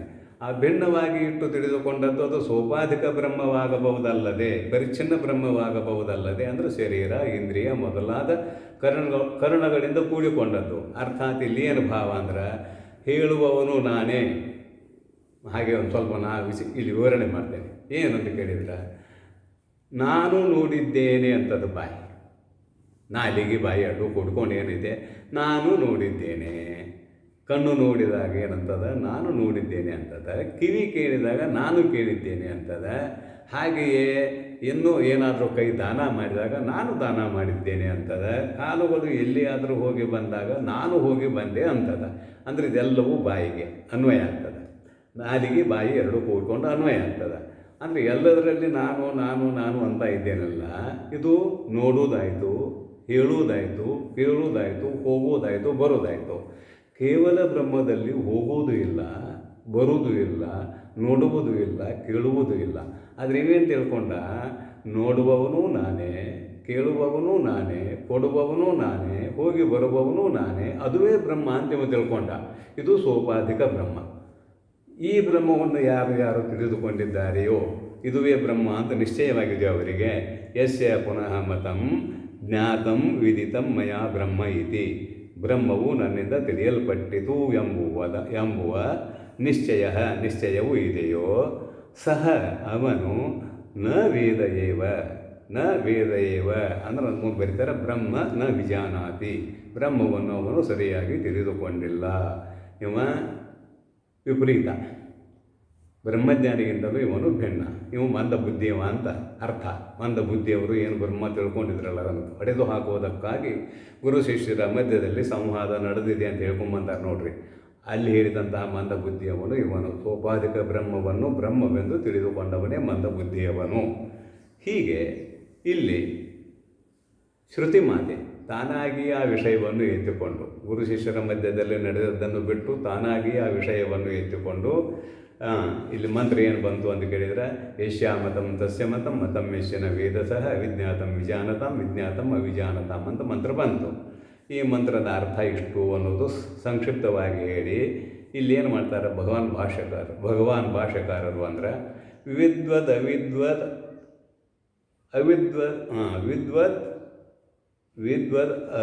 ಅವಿದುಷೋಹೋ, ಅವಿದ್ವದ್ದಲ್ಲ, ವಿದ್ವದ್ ಅವಿದುಷೋಹೋ ಯಥೋಕ್ತೌ ಪಕ್ಷೌ ಅವಧಾರಯತಿ ಅವಿಜ್ಞಾತಂ ವಿಜಾನತಾಮಿತಿ. ಅವಿಜ್ಞಾತಂ ಅಮತಂ ಅವಿದಿತಮೇವ ಬ್ರಹ್ಮ ವಿಜಾನತಾಂ ಸಮ್ಯಕ್ ವಿದಿತವತಾಂ ಇತ್ಯೇತ. ಇಲ್ಲಿ ಚರ್ಚೆ ಮಾಡ್ಕೊಂಡು ಬಂದಿದ್ದೇವೆ. ಈ ಚರ್ಚೆ ಇದರ ಬಗ್ಗೆ ಸ್ವಲ್ಪ ಆಗಿದೆ ನೋಡ್ರಿ. ಒಬ್ಬ ವಿದ್ವಾಂಸ ಅಂದರೆ ಬ್ರಹ್ಮವನ್ನು ತಿಳಿದವ, ಇನ್ನೊಬ್ಬ ಸರಿಯಾಗಿ ಬ್ರಹ್ಮವನ್ನು ತಿಳಿಯಲಾರದವ ಅವಿದುಷಃ ಅವಿದ್ವಾಂಸ. ಇಬ್ಬರ ಪಕ್ಷಗಳನ್ನು ಮೇಲೆ ಹೇಳಿದರು. ಯಾವನು ನನಗೆ ತಿಳಿದಿಲ್ಲ ಎಂದು ಹೇಳಿದನೋ ಅವನಿಗೆ ತಿಳಿದಿದೆ, ಯಾವನು ನನಗೆ ತಿಳಿದಿದೆ ಎಂದು ಹೇಳಿದನೋ ಅವನಿಗೆ ತಿಳಿದಿಲ್ಲ ಅಂತ ಎರಡು ಪಕ್ಷಗಳನ್ನು ಬೇರೆ ಮಾಡಿದರು. ಒಂದು ತಿಳಿದದ್ದು, ಒಂದು ತಿಳಿಯಲಾರದ್ದು. ಒಬ್ಬನು ಸರಿಯಾದ ಬ್ರಹ್ಮಜ್ಞಾನಿ, ಇನ್ನೊಬ್ಬನು ಸರಿಯಾದ ಬ್ರಹ್ಮಜ್ಞಾನಿ ಅಲ್ಲ ಅಂತ ಹೇಳಿದರು. ಅದನ್ನು ಇಲ್ಲಿ ಬರೀತಾರೆ. ಒಬ್ಬ ವಿದ್ವಾಂಸ, ಇನ್ನೊಬ್ಬ ಅವಿದ್ವಾಂಸ. ಇವರ ಮಧ್ಯೆ ಯಥೋಕ್ತವು ಪಕ್ಷವು, ಎರಡು ಪಕ್ಷಗಳನ್ನು ಅವಧಾರಯತಿ ಇಲ್ಲಿ ನಿರ್ಧರಿಸುತ್ತಾರೆ ಶ್ರುತಿ ಮಾತೆ. ಅವಿಜ್ಞಾತಂ ವಿಜಾನತಾಂ ಅವಿಜ್ಞಾತಂ ಇತಿ ಓದುವುದು. ತಿಳಿದವನಿಗೆ ಅದು ತಿಳಿದಿಲ್ಲ, ಅವಿಜ್ಞಾತಂ. ಇದು ಶಬ್ದಾರ್ಥ. ಅವಿಜ್ಞಾತಂ ಅನ್ನೋದಕ್ಕೆ ವ್ಯಾಖ್ಯಾನ ಮಾಡ್ತಾರೆ ಭಗವಾನ್ ಭಾಷ್ಯಕಾರರು. ಅವಿಜ್ಞಾತಂ ಅಮತಂ, ಅವಿಜ್ಞಾತಂ ಅಂದ್ರೆ ಅಮತಂ, ಅಮತಂ ಅಂದ್ರೆ ಅವಿದಿತಮೇವ, ತಿಳಿದಿಲ್ಲ. ಬ್ರಹ್ಮ ತಿಳಿದಿಲ್ಲ ಅಂತಾಯಿತು. ವಿಜಾನತಾಂ ಸಮ್ಯಕ್ ವಿದಿತವತಾಂ ಇತ್ಯೇತತ್ತ. ವಿಜಾನತಾಂ ಅಂದ್ರೆ ಚೆನ್ನಾಗಿ ತಿಳಿದುಕೊಂಡವರಿಗೆ ತಿಳಿದಿಲ್ಲ ಅಂತ ಹೇಳಿ ಆಗೈತಲ್ಲ. ವಿಜಾನತಾಂ ಅಂದ್ರೆ ಚೆನ್ನಾಗಿ ತಿಳಿದುಕೊಂಡವರಿಗೆ, ಸಮ್ಯಕ್ ವಿದಿತವತಾಂ ಬ್ರಹ್ಮವನ್ನು ಚೆನ್ನಾಗಿ ಕೊಂಡವರಿಗೆ ಇತಿ ಏತತ್ ಎಂಬುವುದು ಇದು. ಹಂಗಂದ್ರೆ ಏನು? ವಿಜ್ಞಾತಂ ವಿದಿತಂ ಬ್ರಹ್ಮ ಅವಿಜಾನತಾಂ ಅಸಮ್ಯಕ್ ದರ್ಶನಾಂ. ಅದು ಮುಂದಿನ ಬಿಡೋನಿ ಇತಿ ಏತತ್. ಇಲ್ಲಿ ಇವನು ಚೆನ್ನಾಗಿ ಬ್ರಹ್ಮವನ್ನು ತಿಳಿದುಕೊಂಡಿದ್ದಾನೆ ಅಂತ ಆದ ಮೇಲೆ ಬಾಯಿ ಬಿಟ್ಟು ಹೇಳೋದಿಲ್ಲ. ಅಮತಂ ಅವಿದಿತಮೇವ ಬ್ರಹ್ಮ ಅಂತ ಬರೋದಿಲ್ಲ. ಯಾವ ಅಭಿಪ್ರಾಯದಲ್ಲಿ ಬರೆದರು ಅಮತಂ ಅವಿದಿತಮೇವ ಬ್ರಹ್ಮ ಅಂತ ಪ್ರಶ್ನೆ ಮಾಡಿದರೆ ಅದಕ್ಕೆ ಉತ್ತರ ಏನು ಅಂತ ಕೇಳಿದರೆ, ಪ್ರಮಾಣಗಳಿಗೆ ಅದು ವಿಷಯವಲ್ಲ. ಒಂದು ಅಂದರೆ ಒಟ್ಟು ಶಬ್ದ ಅದು ಯಾವುದೂ ಬಳಸೋದಿಲ್ಲ ನಾನು. ಬ್ರಹ್ಮ ಯಾವುದೇ ಪ್ರಮಾಣಗಳಿಗೆ ವಿಷಯವಲ್ಲ. ಹಾಗಾದರೆ ಅದು ತಿಳಿಯುವುದೇ ಇಲ್ಲ ಏನು ಅಂತ ಕೇಳಿದರೆ ಅನುಭವಕ್ಕೆ ಮಾತ್ರ ವೇದ್ಯ. ತನ್ನ ಅನುಭವದಿಂದ ಮಾತ್ರ ಅದು ತಿಳಿದುಕೊಳ್ಳುವುದಕ್ಕೆ ಆಗುವಂಥದ್ದು. ಆದುದರಿಂದ ಇಲ್ಲಿ ಸರಿಯಾಗಿ ಬ್ರಹ್ಮವನ್ನು ತಿಳಿದುಕೊಂಡವನು ನನಗೆ ತಿಳಿದಿದೆ ಎಂದು ಹೇಳುವುದಿಲ್ಲ. ಅದು ಅಮತಂ. ನನಗೆ ತಿಳಿದಿದೆ ಎಂದು ಅವನು ಹೇಳುವುದಿಲ್ಲ. ಒಂದು ವೇಳೆ ಅವನು ನನಗೆ ತಿಳಿದಿದೆ ಎಂದು ಹೇಳಿದರೆ ಅವನು ದಡ್ಡಾಗ್ತಾನೆ. ಅವ ಇಲ್ಲಿವರೆಗೆ ತಿಳಿದುಕೊಂಡದ್ದು ಹಾಳಾಗ್ತದೆ. ಭಾಷ್ಯದ ಪಂಕ್ತಿ, 2 ಪಂಕ್ತಿ ಇದೆ ಭಾಷ್ಯದ ಪಂಕ್ತಿ. ಆ 2 ಪಂಕ್ತಿಯನ್ನು ಮುಕ್ತಾಯ ಮಾಡ್ತಾ ಇದ್ದೇನೆ, ನೋಡೋಣ. 2 ಪಂಕ್ತಿ ಇದೆ. ಜ್ಞಾತಂ ಸಮ್ಯಕ್ ಬ್ರಹ್ಮ ಇತ್ಯಭಿಪ್ರಾಯ. ಪುನಃ ಯಸ್ಯ ಮತಂ ಜ್ಞಾತಂ ವಿದಿತಂ ಮಯ ಬ್ರಹ್ಮ ಇತಿ. ಯಾವನಿಗೆ ಬ್ರಹ್ಮವು ನನಗೆ ತಿಳಿದಿದೆ ಎಂಬುವ ಅನುಭವವೂ ಬಂದಿದೆಯೋ, ಅಂದರೆ ನಾನು ತಿಳಿದುಕೊಂಡಿದ್ದೇನೆ ಎಂದು ನನ್ನ ಅನುಭವ ಅಂತ ಅವನು ಮಾಡ್ಕೊಂಡಿದ್ದಾನೆ.